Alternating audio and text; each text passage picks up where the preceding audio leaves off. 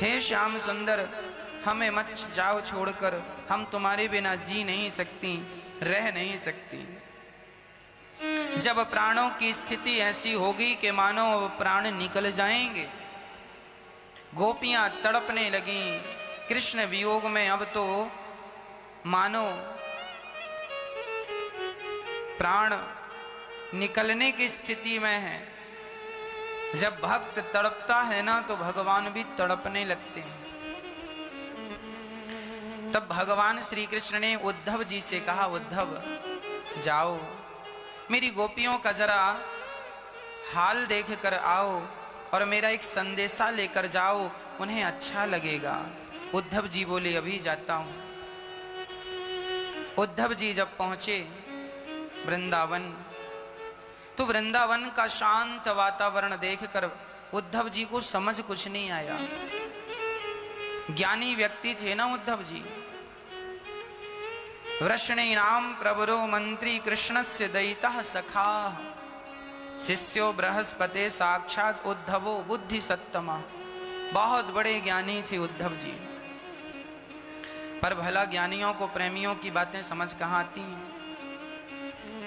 जब उद्धव जी आए और वृंदावन का हाल देखा, सारे ब्रजवासी जहां बैठ जाएं सो कृष्ण की चर्चा करें। धन्य है ये वृंदावन, यहाँ चर्चाएं हैं तो केवल कृष्ण की, नाम है तो केवल कृष्ण का। इसलिए तो कहता हूं कि भगवान से यही प्रार्थना करो कि मुझे ब्रज की रज मिल जाए। ये वृंदावन है, यहाँ उद्धव जैसे लोग ज्ञानी बनकर जब आए तो वह भी यहाँ आकर प्रेमी बन गए। उद्धव जी ब्रजवासियों को देखते हैं। एक ब्रजवासी कृष्ण की चर्चा कर रहे, सुनो याद है कृष्ण हमारे संग गैया चराते थे, एक बार हम खेल खेल रहे थे, वो हार गए थे तो उन्होंने हमें अपनी पीठ में बिठा करके घोड़ा बन के घुमाया था। सारे ब्रजवासी एक दूसरे से यही बात करते थे, कृष्ण की सिवाय कृष्ण के दूसरा कोई काम ही नहीं था। केवल एक बात, ओनली कृष्ण की चर्चा। कृष्ण के सिवा कोई दूसरी चर्चा थी ही नहीं। उद्धव जी आए, भैया क्या मुझे माता यशोदा का घर बताओगे? ब्रजवासियों ने कहा, आप कौन, आपका परिचय? उन्होंने कहा, मेरा नाम उद्धव है, कृष्ण का सखा हूं। जैसे ही कृष्ण का नाम सुना ब्रजवासी दौड़ पड़े, अरे आप कृष्ण के सखा हैं, जरूर मेरा कृष्ण भी आया होगा। रथ के चारों तरफ घूम घूम कर देखा पर कृष्ण का कोई पता नहीं। उद्धव जी ने कहा, भाई किसे ढूंढ रहे हो? हम अपने कृष्ण को ढूंढ रहे हैं। क्या वो नहीं आए? ना, वो तो मथुरा है। अच्छा तो बताओ हमारे लिए क्या भेजा है उन्होंने? बोले संदेशा भेजा है। क्या संदेशा है? बोले मैं माता यशोदा को बताऊंगा। बता दो घर कौन सा है? ब्रजवासियों ने कहा, ये जो जल की धार आ रही है, जिस तरफ से ये जल की धार आ रही है, जिस घर से, वही घर माता यशोदा का है, चले जाओ। चल पड़े उस जल की धार के संग संग संग संग। पूछते जा रहे हैं, भाई इतना सारा जल घर से कैसे निकल रहा है? बोले ये जल नहीं, आंसू हैं, आंसू। इतने आंसू बहे हैं ब्रजवासियों के और माता यशोदा के और 9 लाख गैयों के, पशु पक्षी भी। जासो वियोग विकल पशुएं से, प्रजा मातु पितु जी हैं कैसे। जिनके वियोग में पशु पक्षियों की ये हालत है, उनके वियोग में उनके माता पिता की क्या हालत रही होगी। उद्धव जी गए, माता यशोदा रो रही हैं, कृष्ण कृष्ण कहकर पुकार रही हैं और कृष्ण तो कहीं नजर नहीं आए। पर कृष्ण जैसा आज उद्धव जी का स्वरूप था, माँ यशोदा ने देखा, लगता है कृष्ण आ गए। और उद्धव जी ने कहा, मैया, भगवान माँ को कन्फर्म हो गया कि मैया कहने वाला मेरा कृष्ण होगा। दौड़ पड़ी माता यशोदा और हृदय से उद्धव को लगा लिया। अरे कन्हैया, कोई इतनी देर लगाता है अपनी माँ से मिलने के लिए? बोल कहाँ था तू अभी तक? क्या तुझे अपनी मैया की याद नहीं आई? जब रोने लगी तो ब्रजवासी भी रोने लगे। उद्धव जी ने कहा कि भाई माँ को समझाओ कि मैं कृष्ण नहीं हूं। ब्रजवासियों ने मुंह पे उंगली रख ली कि थोड़ी देर रोने दो, ये मैया ऐसी है कि रोती भी नहीं है जल्दी, और आज रो रही है, जरा इसे जी भर के रो लेने दो, इसका दर्द थोड़ा कम हो जाएगा। आज पहली बार तुम्हारा कंधा मिला है जिसके कंधे पर इसने अपना सिर रख के रोना शुरू किया है। थोड़ी देर के लिए झूठे ही सही, झूठे ही कृष्ण बन जाओ तुम। उद्धव जी चुप रह गए और माँ यशोदा बस रोती गई, कन्हैया तुम्हें इतने दिनों बाद याद आई, कन्हैया तुम्हें इतने दिनों बाद याद आई। अब ब्रजवासी सोचने लगे कि जब माँ को ये पता चलेगा कि ये कृष्ण नहीं उद्धव है उनके मित्र, तो पता नहीं माँ जिंदा रहती है या नहीं। इस स्थिति को सोच करके सारे ब्रजवासी डर गए और उद्धव जी चुपचाप खड़े हैं। माँ यशोदा कभी माथे को चूमती है, कभी गालों को चूमती है, कभी हृदय से लगाती है, तो कभी जी भर के देखने लगती है और बार बार कहती है कि तू कितना बदल गया है कन्हैया। केवल तेरा स्वरूप, तेरा स्वभाव नहीं, तेरा स्वरूप भी बदल गया है। अब कौन समझाए कि ये कृष्ण ही नहीं है मैया, पर तुम्हें कहने से भी तो डर लग रहा है कि ये कृष्ण नहीं है, कहीं प्राण ना निकल जाएं। तब हृदय में पत्थर रख के उद्धव जी ने कह ही दिया, मां मैं कृष्ण नहीं हूं। तो कौन हो तुम? मैं उनका मित्र हूं उद्धव। तो क्या कृष्ण नहीं आए? ना मां, उन्होंने मुझे संदेशा लेकर भेजा है। जब मां को ये पता चला कि कृष्ण नहीं आए, कृष्ण का संदेशा आया है, मां तुरंत धड़ाम से खड़ी खड़ी गिर गई। और जब गिरी मानो अचेत हो गई, सब डर गए कि प्राण तो नहीं निकल गए। सारे लोग दौड़कर मां को उठाने लगे, पानी का सिंचन करने लगे, पर मां की आंख फिर भी नहीं खुली। तब नंद बाबा आए और कहा सबसे हट जाओ, यहां से थोड़ा दूर बैठो, मैं इसका इलाज जानता हूं। जब से कृष्ण गए हैं ये ना जाने कितनी बार ये मर चुकी है, इसके प्राण कई बार निकल चुके हैं, पर जब मैं एक शब्द कह देता हूं ना तो इसके प्राण गए हुए वापस आ जाते हैं। क्या कह देते हो आप? कन्हैया, नंद बाबा ने यशोदा के कान में कह दिया, यशोदा यदि तू मर गई और कृष्ण आया और दूध मांगा तो उसे दूध कौन पिलाएगा? यशोदा, यदि कृष्ण आया और तू मर गई और वो मक्खन मांगा तो बोल उसे मक्खन कौन खिलाएगा? तो उसे मक्खन खिलाना है, उसे दूध पिलाना है। इसलिए माता यशोदा उठकर बैठ जाती थी कि मेरी जरूरत कृष्ण को कभी पड़ गई तो मैं कम से कम जिंदा रहूं। इसका तात्पर्य यही है कि यशोदा माँ यदि जिंदा थी तो कृष्ण के लिए जिंदा थी। जीना सिर्फ तेरे लिए, भगवान के लिए जीना तो जीना है, अरे संसार के लिए जीना तो जीना नहीं, मरना ही है। इसलिए मां यशोदा ने अभी तक यदि प्राणों की रक्षा उन्होंने की तो केवल कृष्ण के दर्शन के लिए,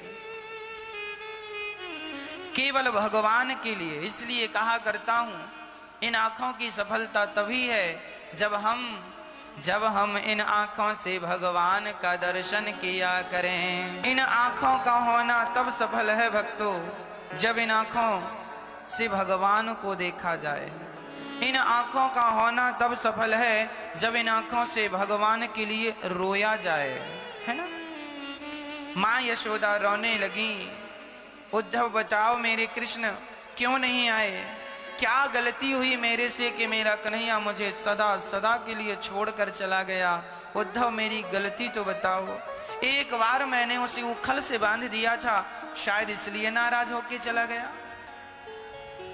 रोने लगी माँ, मेरी गलती यदि हुई हो उद्धव तो एक बार कह देना कि सुनो, माँ माफी मांगने को तैयार है, मैं जीवन भर जो सजा देगा कन्हैया वो स्वीकार कर लूंगी। पर उद्धव कह देना कन्हैया से कि तेरी माँ अब तेरे बिन ज्यादा दिन और जिंदा रह नहीं सकती। अभी तक तो मैंने जैसे तैसे अपने आप को संभाल लिया, पर अब संभाला नहीं जाता। उद्धव कह देना कि तेरी मैया अब मर जाएगी यदि नहीं आएगा तो। माँ यशोदा का जब ऐसा प्रेम उद्धव जी ने देखा, कुछ बोल ना सके, कुछ बोल रहे हैं, अब बोलने का प्रयास कर रहे हैं। न माता न पिता तस्या न भार्या न सुतादयः नात्मीयो न परश्चापि न देहो जन्म एव च। उद्धव ने कहा, मां, ये जो कृष्ण है ये किसी के पुत्र नहीं है, इनकी कोई माता, इनके कोई पिता नहीं है, ये भगवान है। उद्धव जी ने जब ऐसा ज्ञान दिया कि वो भगवान है, किसी के पुत्र नहीं है, तब मां यशोदा बोली, बेटा यदि वो सबका भगवान है, यदि उसकी कोई मां और कोई पिता नहीं है, तो ये बताओ क्या कोई भगवान को बांध सकता है? नहीं, पर हमने बांधा है। यदि तुम भगवान को नहीं बांध सकते ना उद्धव, तो तुम्हारा जो भगवान है उसे हमने बांधा है, और तुम्हारे लिए वो भगवान होगा, हमारे लिए सिर्फ हमारा बेटा है, सिर्फ पुत्र है। इसलिए उसे तुम भगवान ना कहो उद्धव, वो हमारा पुत्र था, पुत्र है और पुत्र ही रहेगा। उद्धव जी अब समझ नहीं पाए कि क्या उपदेश करूं, क्या ज्ञान दूं। उद्धव जी पूरी रात चर्चा हुई, सुबह स्नान करके गोपियों के समूह में चले गए जहां गोपियां बैठी थीं। सारी गोपियां कृष्ण का चित्र दीवार में उन्होंने बना रखा था। एक सखी ने अद्भुत चित्र बनाया। उद्धव जी खड़े हैं, पूछ रहे हैं क्यों, ये चित्र किसका है? बोले ये हमारे प्राण प्यारे हैं मनमोहन कृष्ण। अच्छा यही है? तो इनके तुमने हाथ तो अच्छे बनाए हैं, अधर भी अच्छे बनाए हैं, आंख भी अच्छी हैं, गाल भी अच्छे हैं, बाल भी अच्छे हैं, ये बताओ तुमने इनके पांव क्यों नहीं बनाए? क्या कृष्ण लंगड़ा है? तुमने पांव क्यों नहीं बनाए? तब गोपियों ने रोते हुए उद्धव से कहा, उद्धव पांव डर के कारण नहीं बनाए। किस बात का डर?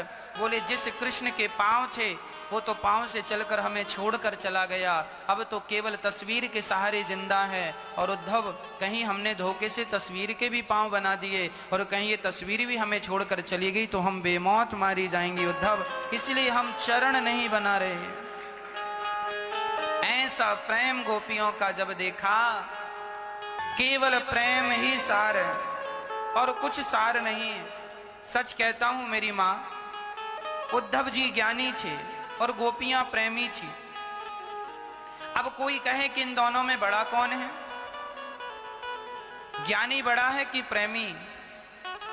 भगवान ज्ञान को महत्व तो देते हैं, पर ज्ञान से ज्यादा महत्व प्रेम को देते हैं। इसलिए प्रेम भगवान से करना सीख लो। अच्छा, आप लोगों को प्रेम करना आता है कि नहीं?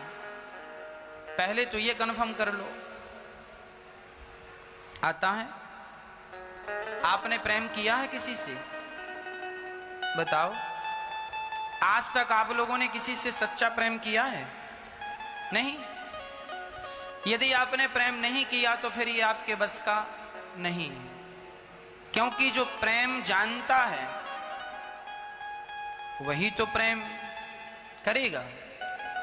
अभी तक आप लोगों ने प्रेम किया कि नहीं किसी से?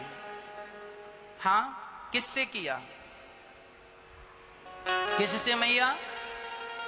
ना, इस दुनिया में सबसे पहले प्रेम भगवान से नहीं होता। सबसे पहले प्रेम बच्चे का अपनी मां से होता है। सबसे पहला प्यार, लोग कहते हैं ना पहला प्यार, हर बच्चे का चाहे लड़की हो चाहे लड़का हो, सबका पहला प्यार उसकी माँ ही होती है। जमाने का प्यार दूसरे नंबर का होता होगा, पहला प्यार माँ। तो हमने माँ से प्यार किया, आप लोगों ने किया माँ से। फिर प्यार होता है पिता से, दूसरा प्यार पिता। फिर तीसरा प्यार होता है भाई से या बहन से, है ना? भाई है तो भाई से, बहन है तो बहन से। फिर प्यार होता है जब हम बड़े होते हैं तो हमें वस्तुओं से प्यार होने लगता है। ये हमारा खिलौना है, ये हमारा है, ये हमारी वस्तु है। हमें वस्तुओं से प्यार होने लगता, प्रेम। और बड़े होते हैं, स्कूल जाते हैं, कॉलेज जाते हैं, कोई लड़की अच्छी लगी, कोई लड़का अच्छा लगा, तो फिर किसी लड़की या किसी लड़के से प्यार हो जाता है ना। प्यार हुआ, विवाह हुआ, उसके बाद जब आपका बेटा होता है या बेटी होती है तो प्यार उससे बढ़ जाता है, उससे प्यार हो जाता है। बच्चों से, माँ बाप का बच्चों से प्यार हो जाता है। फिर और बड़ा हुआ, है ना, काम धाम चला, बिजनेस व्यापार चला, तो पैसों से ज्यादा प्यार हो गया, है ना। पैसों के कारण रिश्ते बिगड़ने लग गए, पैसों से ज्यादा प्रेम हो गया। बेटा बड़ा हुआ, बेटे का विवाह हुआ और घर में पोता या नाती आया तो उनसे प्यार ज्यादा हो गया। ये मेरा पोता है, ये मेरी नाती है। नाती पोतों से प्यार, मतलब सारी जिंदगी हम लोगों ने प्यार, ऐसा नहीं है कि हम लोगों से प्यार करना नहीं आता, हम लोगों ने प्यार करना सीखा है। ये एक बात बताएं, जैसे मछली को तैरना कोई सिखाता नहीं है, मछली को कोई तैरना नहीं सिखाता, वो जन्मजात तैरना सीखती है। पक्षी को कोई उड़ना नहीं सिखाता, वो जन्मजात स्वभाव से उड़ना जानते हैं। उसी प्रकार इंसानों को कोई प्रेम करना नहीं सिखाता, ये जन्मजात प्रेम होता है। बस ये प्रेम जो तुम्हारा संसार से है, यही प्रेम यदि भगवान से हो गया तो कल्याण हो जाएगा। ये प्रेम यदि भगवान से हो गया तो कल्याण होता है। पर विडंबना यह है कि हम सारी जिंदगी संसार के लोगों से प्यार करते रहते हैं, पर भगवान से जरा भी प्यार नहीं होता। एक चेला गुरुजी के पास आया और गुरुजी से कहने लगा, गुरुजी हमें भगवान से मिलना है, मिलाओ। गुरुजी ने कहा ठीक है, हम भगवान से तुझे मिलाएंगे, पर उसके लिए ना तू ये बता कि भगवान से प्रेम करना पड़ता है, क्या तू आज तक किसी से प्रेम किया है? उसने कहा, गुरुजी मैंने आज तक किसी से प्रेम नहीं किया। अच्छा, तेरी माँ से प्रेम किया है? ना। बहन से प्रेम किया है? ना। पिता से प्रेम किया है? ना। तूने किसी लड़की या किसी से प्रेम किया है? ना। ताऊ चाचा काका इनसे प्रेम किया है? ना। गुरुजी ने कहा, फिर तुझे भगवान नहीं मिल सकते, पहले जा और प्रेम करना सीख। जब तू संसार के लोगों से प्रेम करेगा,